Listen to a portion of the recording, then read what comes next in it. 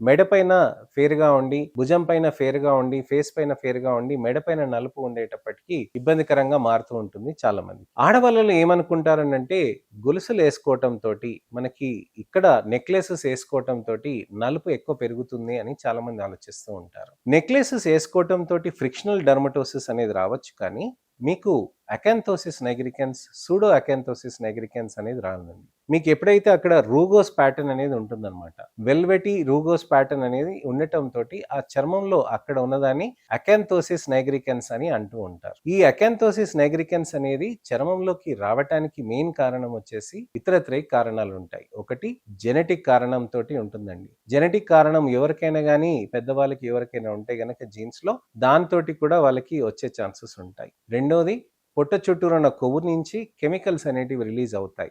వాటినే మనం అడిపోకైన్స్ అని అంటామన్నమాట.